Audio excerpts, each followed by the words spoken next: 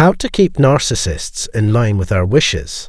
Hey everyone, welcome back to the Narcissist Exposed channel. If you're new here, I'm so glad you found us.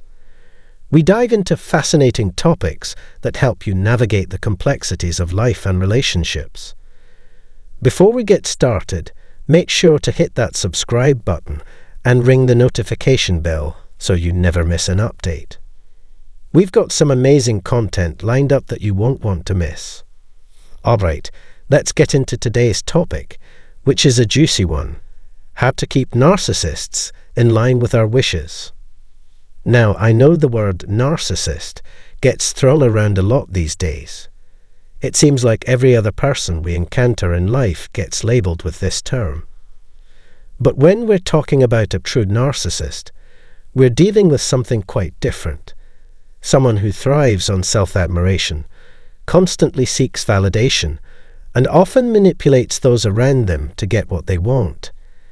These individuals can be incredibly charming, persuasive, and downright frustrating to deal with, especially when we're trying to get them to consider our needs or follow our wishes. So, how do we handle such a person? How do we ensure that we're not getting steamrolled by their overpowering personalities? It's not about manipulation or playing dirty, but rather about understanding their psychology and using that knowledge to maintain some balance in the relationship. This isn't easy, but with some insight and a few strategies, it's definitely possible. First off, it's crucial to recognize that narcissists are driven by their need for admiration and control. They see the world through a lens where they are the center, and everyone else is either a supporter or a threat. This mindset makes it challenging for them to acknowledge the needs or desires of others unless it somehow aligns with their own.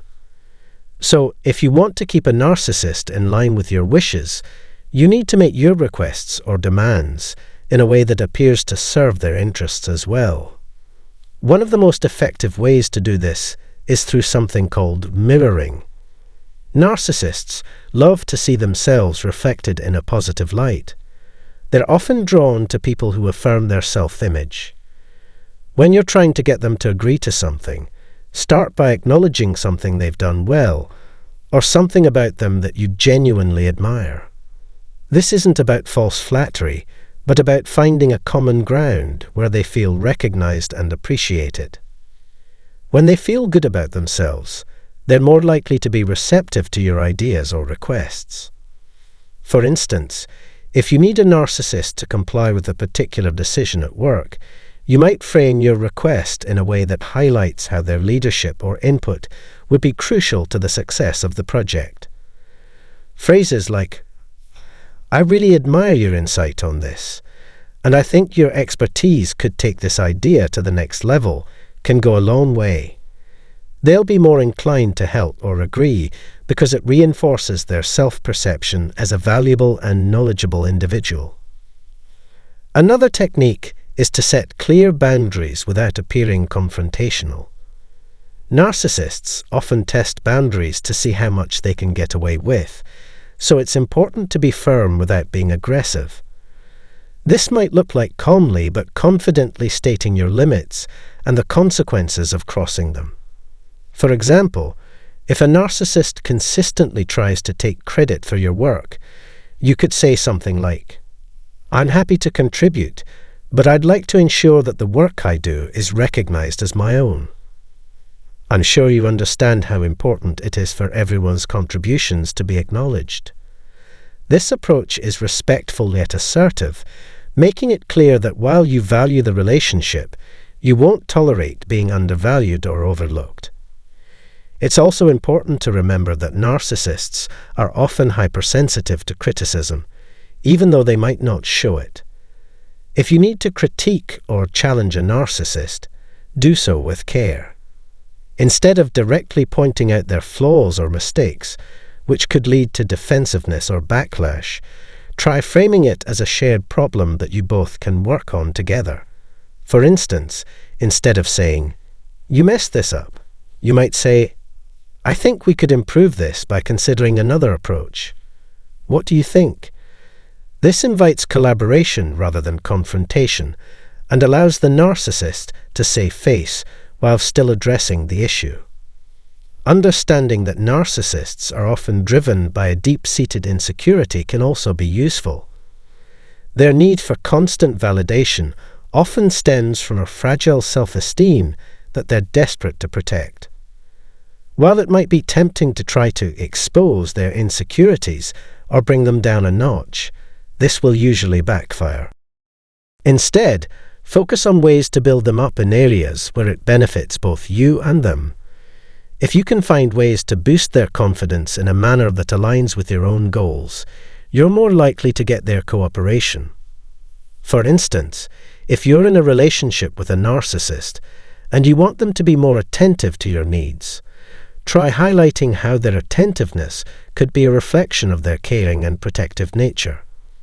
By framing your needs in a way that aligns with their self-image, you're more likely to get them on board with meeting those needs.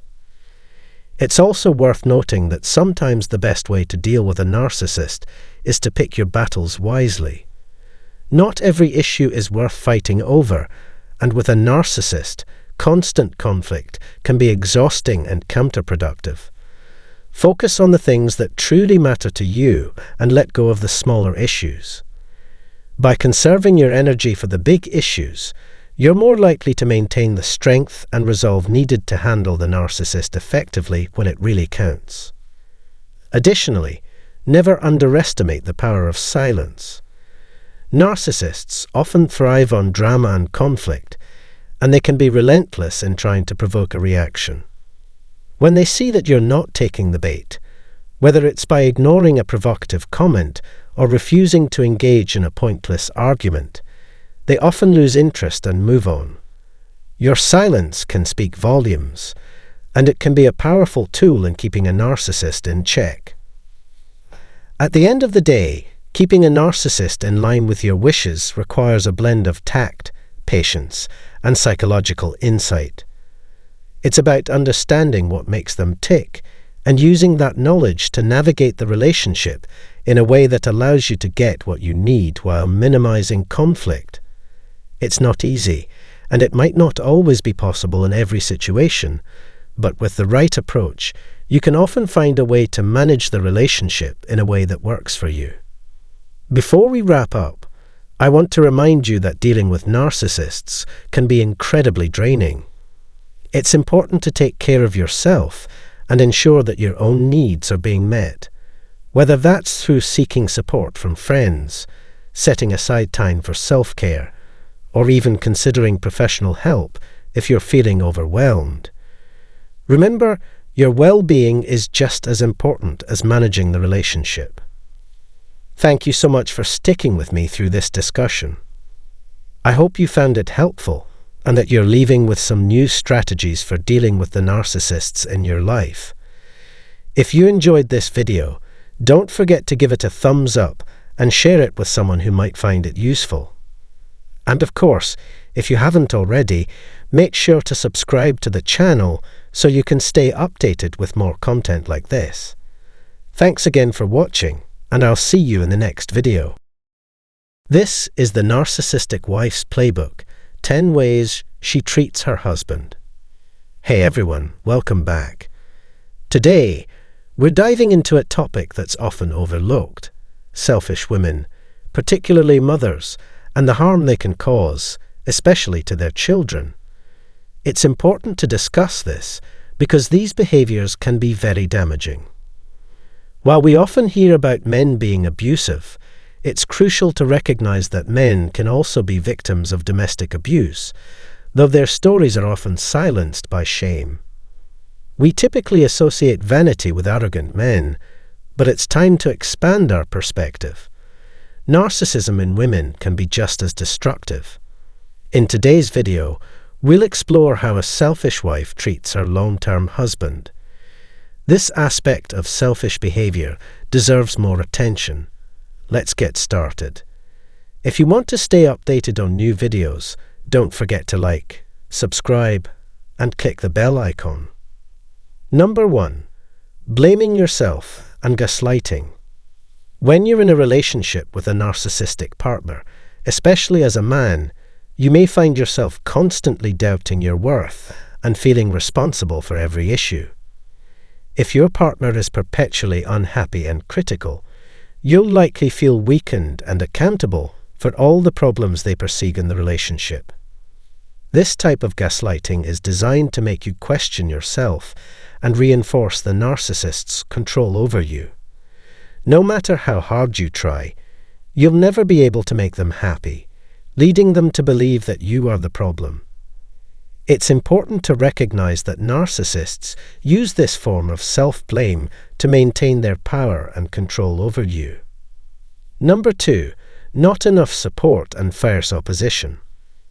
Another sign of a selfish partner is their refusal to be your friend or equal in the relationship. They never show support or understanding.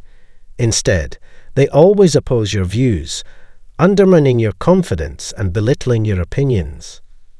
This behavior stems from their deep-seated trust issues and inability to form secure attachments, which leads them to constantly question your intentions. Rather than building a relationship based on trust and respect, they perceive you as a threat to their fragile sense of security. Consequently, they consistently work against you, damaging your self-esteem and sense of worth. Recognizing this dynamic is crucial if you want to break free from the cycle of manipulation and reclaim your freedom. Number 3, tricking people into intimacy. Narcissistic partners often use closeness as a weapon, especially if it was used as a way to control the other person early on in the relationship.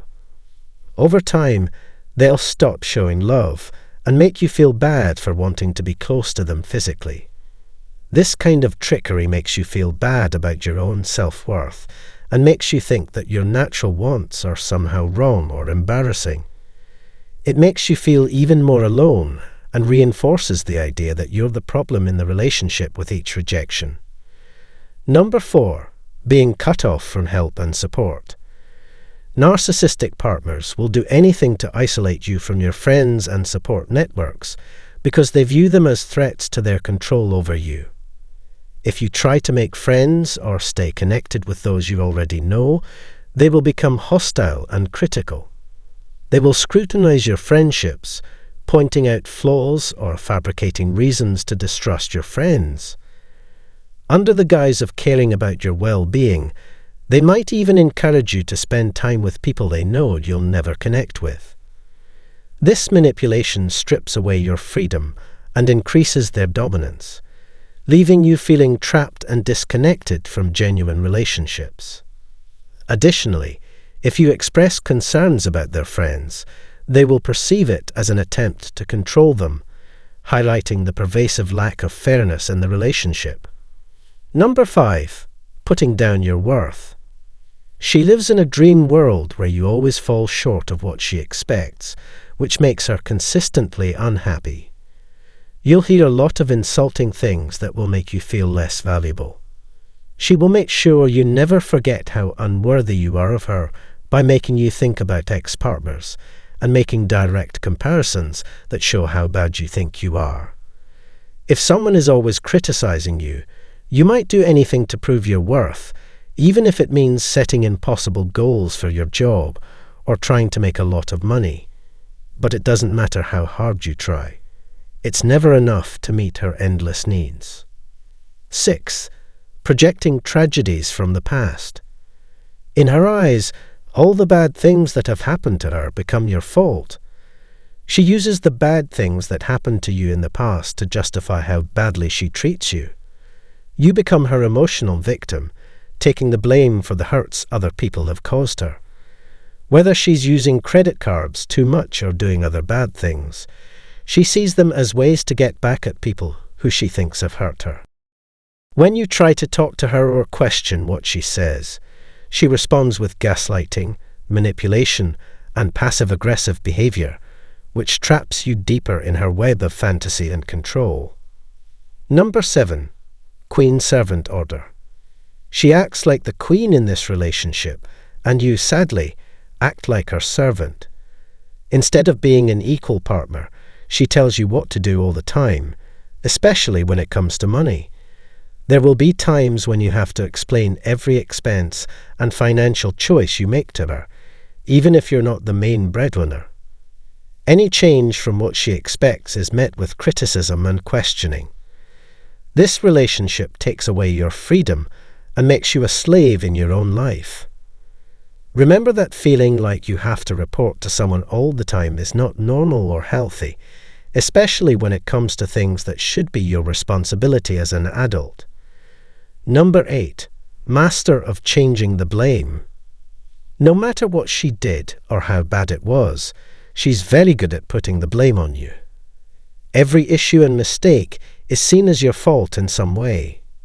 You start to doubt your own mind as you take the blame for her flaws after being gaslighted and manipulated. You learn to take blame for everything over time, even when common sense says you shouldn't. This sneaky method makes you feel stuck in a cycle of blaming yourself, which makes her power over you even stronger. Remember, though, that her worries are not yours to carry.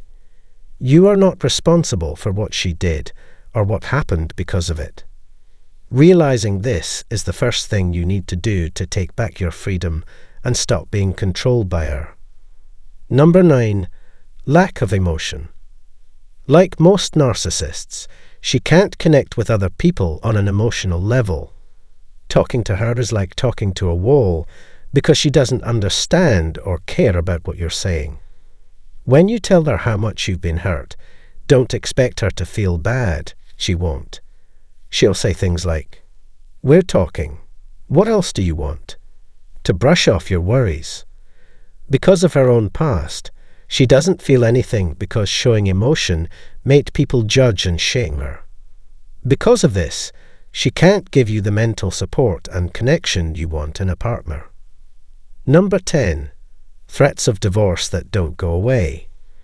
The fear of divorce or leaving each other will come up a lot in your relationship. Because these threats happen so often, you almost get used to them, even though they hurt your feelings of worth and well-being. Whether she's trying to get you to leave or she's really unhappy with things, these warnings of separation will keep you feeling anxious and unsafe all the time. Even though they happen a lot, they are still a powerful tool in her arsenal, leaving a shadow of doubt over your relationship. I hope this information has helped you better understand your relationship dynamics. Recognizing these unhealthy patterns is crucial, and it's important to stop blaming yourself. Seeking support is essential, as breaking free from trauma bonds can be incredibly challenging on your own.